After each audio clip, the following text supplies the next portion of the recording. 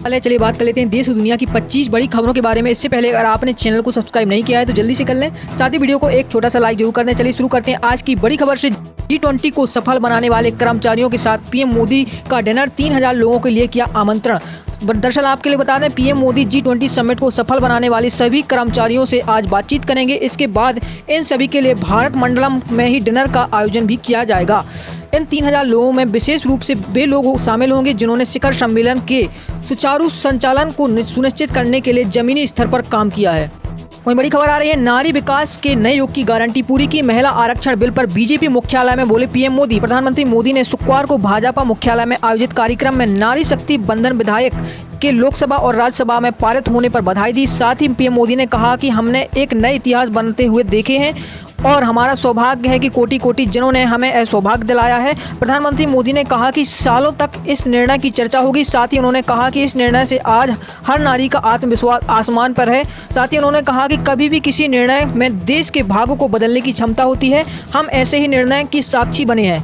साथ ही बड़ी खबर आ रही है, G20 समिट पर भी पड़ी थी खालिस्तान की छाया। बाइडेन ने प्रधानमंत्री मोदी से उठाया था मसला। बता दें, खालिस्तान हरदीप सिंह नज्जर की कनाडा में हुई हत्या से पैदा तनाव की छाया से G20 समिट भी अछूता नहीं रहा था। ब्रिटिश अखबार फाइनेंशियल टाइम्स की रिपोर्ट के मुताबिक दिल्ली में G20 समिट के दौरान जो बाइडेन और कुछ अन्य नेताओं ने सिख कट्टरपंथी की हत्या का मामला पीएम मोदी के सामने उठाया था। इंटेलिजेंस शेयरिंग नेटवर्क 5 आयंस में शामिल कई अन्य देशों के नेताओं ने भी इस मुद्दे की चर्चा की। अखबार ने समिट में शामिल रहे 3 लोगों के हवाले से दावा किया है कि बता दें, प्रधानमंत्री मोदी ने भी G20 समिट के दौरान कनाडा के प्रधानमंत्री जस्टिन ट्रूडो से मुलाकात में खालिस्तान तत्वों की सक्रियता का मामला उठाया था। प्रधानमंत्री मोदी ने जस्टिन ट्रूडो से कहा था कि कनाडा में भारत विरोधी तत्वों की गतिविधियां स्वीकार नहीं की जाएंगी, साथ ही उन पर लगाम कसने की जरूरत है। ब्रिटिश अखबार का कहना है कि कनाडा ने 5 आयंस के देशों से अपील की थी हरदीप सिंह निज्जर की हत्या के मामले को सीधा पीएम नरेंद्र मोदी से उठाएं। 5 आयंस देशों में कनाडा, अमेरिका, ऑस्ट्रेलिया, ब्रिटेन और न्यूजीलैंड शामिल हैं। बता दें, बिहार के उप मुख्यमंत्री तेजस्वी यादव केंद्र सरकार को नौकरी और रोजगार के मुद्दे पर घेरे रहते हैं।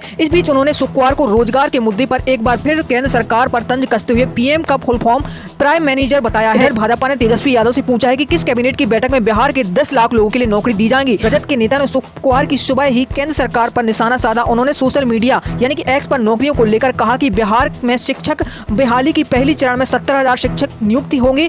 उन्होंने कहा कि प्रथम चरण में 1,70,461 से अधिक शिक्षकों की भर्ती के लिए परीक्षा आयोजित की जा चुकी है। उन्होंने आगे तंज कसते हुए लिखा कि हम लोग इवेंट के पीएम नहीं, जो करते हैं वो धरातल पर उतारते हैं। बिहार में बहार है और नौकरी अपार है। साथ ही बता दें, बड़ी खबर आ रही है, शक्कर व्यापारियों को हर हफ्ते देनी होगी स्टॉक की जानकारी। इससे रिटेल मार्केट में कीमतें नियंत्रण होगी, जमाखोरों पर भी रोक लगाई जाएगी। बता दें कि अब शक्कर व्यापारियों को हर हफ्ते सोमवार को अपने स्टॉक की जानकारी अनिवार्य रूप से देनी होगी। सरकार ने रिटेल मार्केट में शक्कर की कीमतों को कंट्रोल रखने की और जमाखोरों से निपटारे के लिए गुरुवार को नोटिफिकेशन के जरिए आदेश जारी किया है। नोटिफिकेशन में कहा गया कि शुगर के traders, hallmark retail, big chain retail और प्रोसेस करने वाले को उनके पास जमा शक्कर का स्टॉक की लेटेस्ट जानकारी फूड एंड पब्लिक डिस्ट्रीब्यूशन के पोर्टल पर अनिवार्य रूप से देनी होगी। बड़ी खबर आ रही है, जम्मू कश्मीर पुलिस ने आतंकियों की मदद करने वाले आरोपी में गुरुवार को सस्पेंड डीएसपी आदिल मुश्ताक को गिरफ्तार किया है। शेख आदिल पर आतंकवादी गतिविधियों में शामिल एक आरोपी मुजरिम जहूर से 5 लाख रुपए रिश्वत लेने और एक अन्य पुलिस अधिकारी को फंसाने का आरोप था। वहीं बता दें, कांग्रेस सांसद राहुल गांधी ने महिला आरक्षण बिल लागू किए जाने को लेकर केंद्र सरकार की मंशा पर सवाल उठाए। राहुल ने शुक्रवार को कांग्रेस कार्यालय में मीडिया से बातचीत में कहा, केंद्र सरकार महिला आरक्षण बिल अभी से क्यों लागू नहीं करती, इसमें जनगणना और परिसीमन जैसे नियम क्यों जोड़ रही। राहुल ने कहा, महिला आरक्षण अच्छा कदम है, लेकिन इसमें 2 शर्तें लगाई जा रही हैं। इसे लागू करने से पहले जनगणना और परिसीमन करवाना होगा। इन्हें करने में बहुत साल लगेंगे। महिला आरक्षण को आज से ही लागू किया जाना चाहिए। वहीं भाजपा को इन दोनों शर्तों को हटाकर आरक्षण को तुरंत लागू करना चाहिए।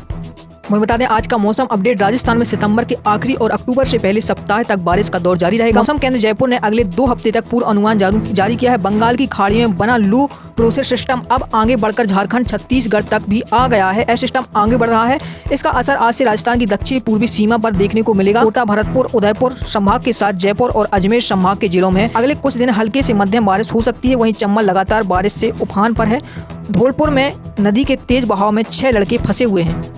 वही बता दें, भारत पर खालिस्तानी आतंकी निज्जर की हत्या में शामिल होने का आरोप लगाने से पहले कनाडा ने भारत के डिप्लोमेट्रिक की जासूसी की थी। कनाडा के एक अधिकारी ने न्यूज एजेंसी एपी को यह जानकारी दी है। अधिकारी ने कहा है कि कनाडा वहां मौजूद भारतीय अधिकारियों और डिप्लोमेटिक की निगरानी कर रहा था। इसके अलावा 5 आयंस के देश जो कि सदस्य हैं, इंटेलिजेंस जुटाने में भी कनाडा की मदद की है। कनाडाई मीडिया के अनुसार भारतीय डिप्लोमेट्रिक के कम्युनिकेशन यानी कि वो किससे मिले हैं, कहां किससे बात की है, इन सब का ट्रैक किया जा रहा था। वहीं बता दें, बड़ी खबर आ रही, यूक्रेन के राष्ट्रपति जेलेंस्की गुरुवार को जंग शुरू होने के बाद दूसरी बार अमेरिका पहुंचे। यहाँ उन्होंने राष्ट्रपति बाइडेन से मुलाकात की। इस बीच जेलेंस्की ने कहा, यूक्रेन के लिए अमेरिका की मदद बहुत ही ज्यादा जरूरी है। अमेरिका की डिप्लोमेट्रिक पार्टी के एक सांसद ने बताया, जेलेंस्की ने उनसे कहा कि अगर हमें मदद नहीं मिली तो हम जंग हार जाएंगे। जेलेंस्की के दौरे के समय विदेश मंत्री ने घोषणा की कि यूक्रेन को जंग के लिए अमेरिका $128 मिलियन यानी कि 1061 करोड़ रुपए दे रहा है। साथ ही इसके बाद अमेरिका के डिफेंस विभाग $198 मिलियन यानी कि 1662 करोड़ रुपए के हथियार भी इंपोर्ट करेगा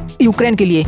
वही बता दें, इसरो का गगनयान अब तैयारी में है, इसकी टेस्टिंग जल्दी की जाएगी। बता दें भारत का पहला human space flight mission Gaganyaan के QSCAM सिस्टम की टेस्टिंग करने जा रहा है। यानी कि मिसाइल के दौरान कोई भी परेशानी आती है तो रॉकेट में मौजूद एंट्रोनॉल कैसे पृथ्वी पर सुरक्षित रूप से आ सके, इसकी टेस्टिंग की जाएगी। इसरो वैज्ञानिक पद्म कुमार ने कहा कि यह टेस्टिंग अगले महीने यानी कि अक्टूबर में की जा सकती है। बता दें, नौसेना द्वारा रक्षा मंत्री को INS विक्रांत जैसे देश का दूसरा स्वदेशी एयरक्राफ्ट कैरियर 2 के निर्माण का प्रस्ताव दिया गया। रक्षा मंत्री के सूत्रों के मुताबिक यह एयरक्राफ्ट INS विक्रांत बनाने वाली केरल के कोची शिपयार्ड CSL से बनाया जाएगा। 45,000 टन के एयरक्राफ्ट कैरियर को बनाने में 40,000 करोड़ रुपए से ज्यादा का खर्च आएगा। प्रस्ताव को पहले रक्षा खरीद बोर्ड, रक्षा अधिग्रहण परिसर और आखिरी में प्रधानमंत्री की अध्यक्षता वाली सुरक्षा कैबिनेट समिति फाइनल करेगी। बता दें, चीन ने अरुणाचल प्रदेश के 3 विशु खिलाड़ियों को 19वें एशियन गेम में हिस्सा लेने के लिए देश में एंट्री पर रोक लगा दी है। भारत ने चीन के इस कदम का विरोध किया है। भारत के विदेश मंत्रालय में बयान जारी कर कहा, चीन के भारतीय नागरिकों के प्रति भेदभाव पूर्वक व्यवहार को हम खारिज करते हैं। चीन की कार्रवाई एशियन गेम की भावना, इवेंट के नियमों का उल्लंघन करती है। साथ ही उधर केंद्रीय मंत्री अनुराग ठाकुर ने एशियन गेम में शामिल होने के लिए अपना चीन का दौरा रद्द कर दिया है। बता दें कि 5 दिन का विशेष सत्र 4 दिन में ही खत्म हुआ। पुराने से नए संसद में शिफ्टिंग, दोनों सदनों में पूर्ण बहुमत से महिला आरक्षण बिल पास हुआ। दोस्तों, आज की वीडियो करते हैं समाप्त। अगर आपने अभी तक वीडियो को लाइक नहीं किया तो जल्दी से कर लें, साथ ही चैनल को सब्सक्राइब जरूर कर लें। मिलते हैं अगली वीडियो।